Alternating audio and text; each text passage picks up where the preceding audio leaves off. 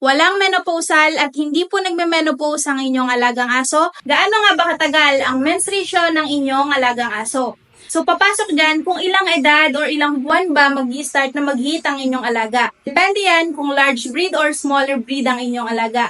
Pag sinabi kong smaller breed, larger breed, kahit aspin, pasok dyan sa kategory na yan ha. Ang smaller breed, usually pwede mag-start ang pag-hit ng inyong alaga ay by 4 months old.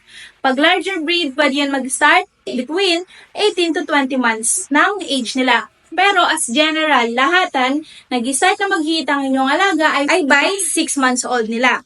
So, ano-ano yung mga signs na pwede nyo mapansin na kapag in-hit na ang inyong alaga? Kapag nagiging friendly na sila sa other dogs, specifically sa mga male dogs, kapag tinataas nila yung buntot nila sa side, mapapansin nyo yung pagmamount or pag-hump nila sa any kapwa female dogs or even sa kanilang toy. Lalong-lalo na kung wala silang bleed or mens na pinapakita, possible in-hit na or naghahanap na ng male dog ang inyong female dog.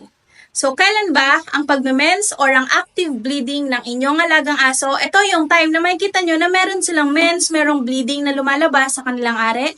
Ito ay in between 7 to 10 days. Pero pwede yan umabot hanggang 18 days. Pero as general, pwede pa yan tumagal from 2 weeks to 3 weeks. Pero dapat umukonti na yung mismong bleeding or nagiging spotting na lang yung lumalabas sa kanila hanggang dumating yung 3 weeks. Kapag napansin nyo na nagbi-bleed pa rin ang inyong alaga more than 3 weeks, kahit kumakain pa yan, kahit masigla pa yan, kailangan nyo na silang dalhin sa malapit na veterinary clinic para mapacheck up at para mapatingnan. Dahil hindi na yan normal na nagbi-bleed pa yung inyong alaga more than 3 weeks.